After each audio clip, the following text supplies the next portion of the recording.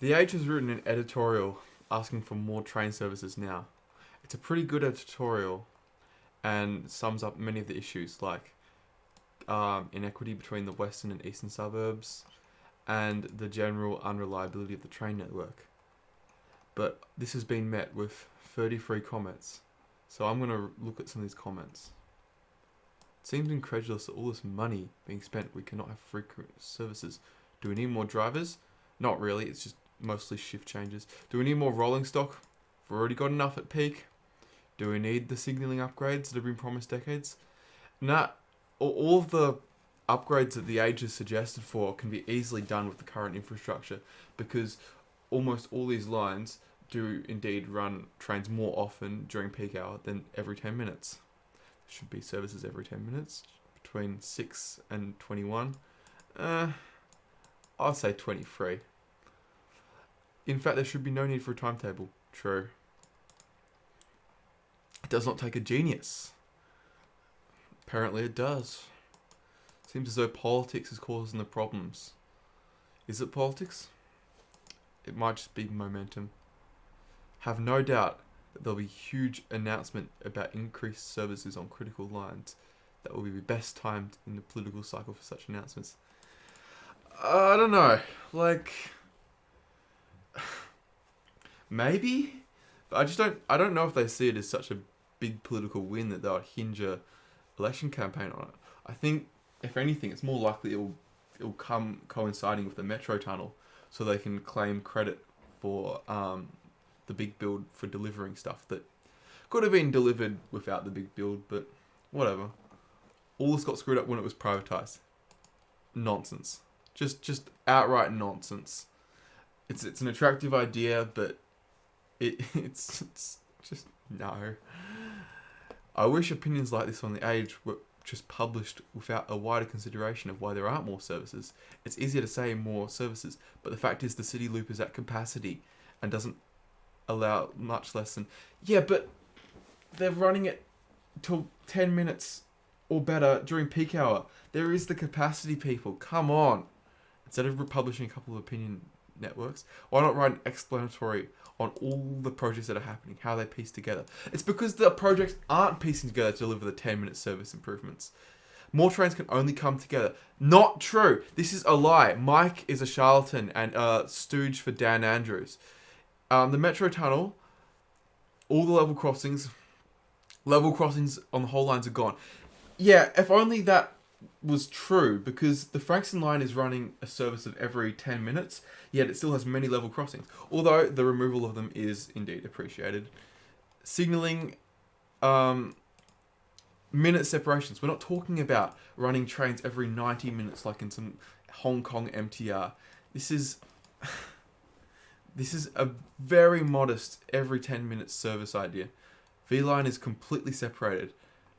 But here's the thing, right? They are running this every 10-minute service, supposed to be, on the Dandenong line, yet they are also running the Gippsland V-Line services on it too. It is possible with the V-Line network, albeit a little bit harder and probably a little bit more inconsistent. Geelong line goes back to a dedicated express from Newport to Werribee. I'm not even going to talk about that. This has got nothing to do with what the article suggests. The good thing about the Metro Tunnel... See, I just feel like Mike is a bit of a brown noser for Labour right now. Like, it's just... We're running these services at peak hour, so therefore, if we can run it at 7 a.m, why can't we run it at midday or 9 p.m. using the existing infrastructure? There is no valid argument that the infrastructure is seriously deficient. You could say the infrastructure needs to be upgraded to increase reliability. I agree with you, but this is a big red herring argument. Okay, let's see more comments. Forget about funneling money to infrastructure giants. Just put more on buses, trains, and train up a workforce. I mean, I still think we need infrastructure. More trains more often. The roads are pretty full. Yep, true. Mike at it again. This is not right, Mike. This is not right. The capacity constraints aren't impacting on this every 10-minute service. It's just not true. It's a lie. Okay, Walter says there's no capacity reason why the Sunbury and Craigieburn lines couldn't run every 10 minutes and Upfield every 20.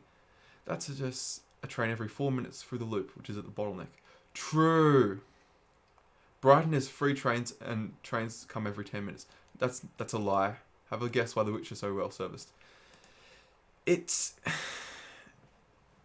doesn't run every 10 minutes. It just... No. Anyone who's used the Sounding Line knows that this doesn't run every 10 minutes. It did for a period during the summer when the Cranbourne, Pakenham and Frankston line were down, but that was a bit of a one-off, but it shouldn't have been. It should be. These are, yeah, so you think the Labour government is helping the Brightonians? Nah. So is Parr trying to suggest that Mel B's inequity argument is false because Labour would just not help Brightonians? I don't understand. Mike, in with a take. Because the Sandringham line terminates at Flinders and doesn't go around the loop. That is why the line runs independently of the rest of the network. South Yarra, Prahran, through to Balaclava are busy all day. These are areas of highest population density within the city. This is actually true. People often talk about the Sandringham line as if it's this just elite, nonsense line that doesn't deserve any more service.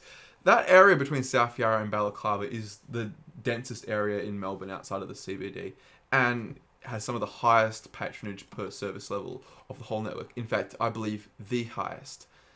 Yeah. So Mike is actually correct here. There are also 3 stations in I don't know what that has got to do with anything. Need more trains. Need more ambulance. Need more hospital beds. Need more doctors. Need more social housing. Australia's on track for net migration for more than 300,000 people this year. That'll fix it. Do you know what else will fix it? Nothing, because if you stop the migration, the economy will collapse and you'll be miserable. Can we have the fast train to Geelong that was promised first? Can we not have it to share all the new families moving to the western suburbs like the new slow train we have now? I don't understand what this means. Are they talking about Geelong Fast Rail? That hasn't got anything to do with the western suburbs, unless you're a psycho and think that Geelong is the western suburbs. How about effectively shutting down one of the busiest lines for 4 months when to go back to just remove one station? Nowhere in the first world would do this. Very big emphasis on first here. That does wonder about planning capabilities of this mob. Surely, if there's been such a long shutdown, it would coincide with the other work on the line. East Ringwood, Croydon.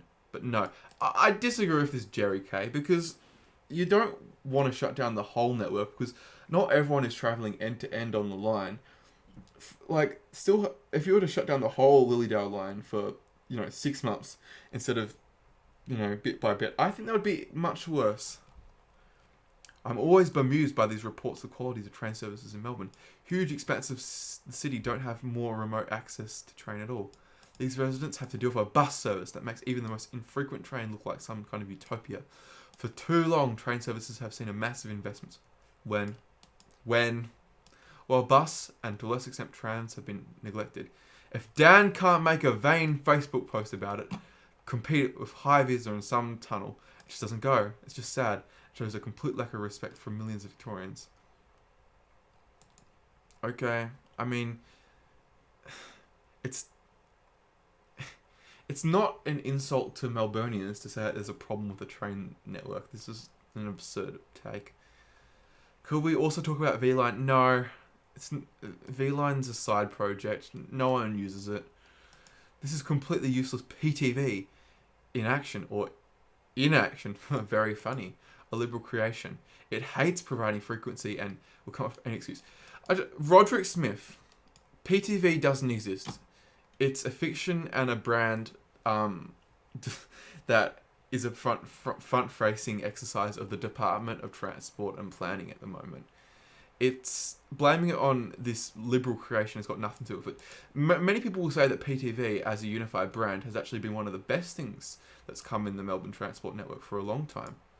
It's got nothing to do with PTV. I see this all the time, actually, with lay people talking about PTV as if it's this actual thing. And I guess that's really convenient for the government, since it kind of deflects blame to someone else. There were diesel suburban trains providing services for Tarneit and Wyndham Vale. Push-pull with diesel loco. PTV withdrew them. Let the peasants travel on the Geelong trains, diverted and slowed, so nobody wins. So, is this talking about the regional rail link? Because before the regional rail link, there were no diesel suburban trains going to Tarneit and Wyndham Vale. That just was not a thing. Yeah, the Swanston Street Tunnel has been touted as a solution. It does very little. Far more effective would be boost the signalling on existing loops. And running double-decker trains. No! We tried that once with the 4D. No! PTV hated the idea.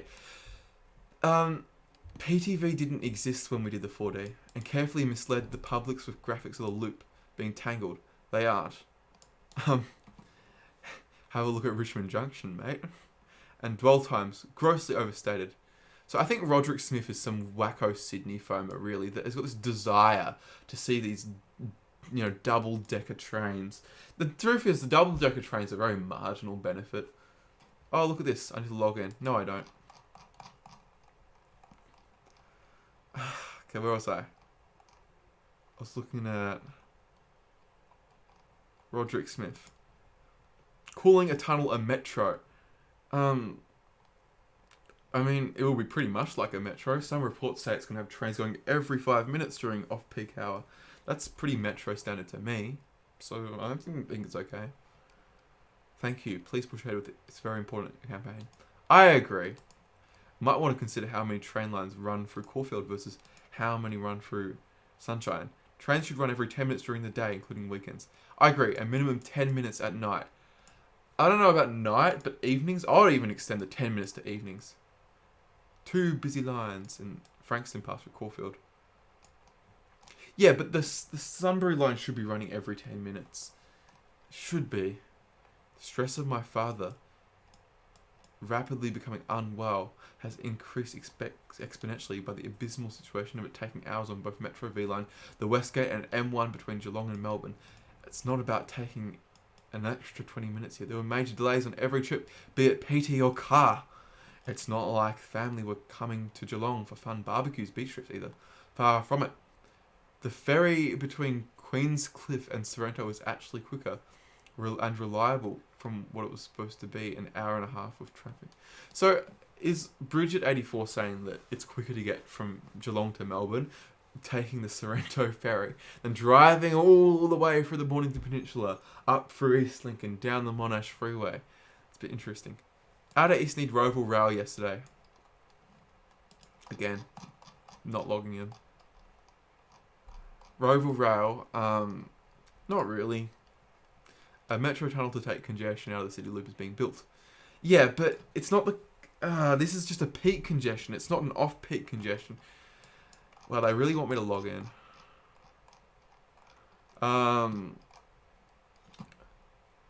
Western suburbs have significant V lines on them. No, they don't. No, they don't. Except for the Craigieburn line. When I work with a lot of people, they would appreciate better train service. I live on the Frankston line. There are express trips, blah, blah, blah. All the works, they're going to be painful impacts. Nothing too objectionable here. Labor has been in power in Victoria for 20 years. I mean, yeah, if you assume that Baillieu and Nat Fine didn't exist, sure. Andrews in top positions for 11 years. Labor takes the voters in the safest seats for granted. That's true. All politicians take the voters in the safe seat for granted because political capital spent on them is political capital wasted until the seats aren't safe, and then they get a rude comeuppance. They are improving the system. The last LNP improvement to the rail network was the City Loop, done in Balty's era. The LNP do not spend money on public transport. That is for plebs. It's a nice thing to say if you're like a Labour partisan, but that's just not true. Le Chat Blanc, White Cat. That's just not true. It's a lie. The Liberals did do some reforms during their Baillieu period. I mean, it wasn't all great, but they did some solid stuff. They came up with a development plan. Just Just cut it out with this hyper partisanship. Worst train system in the country. Let me introduce you to Adelaide.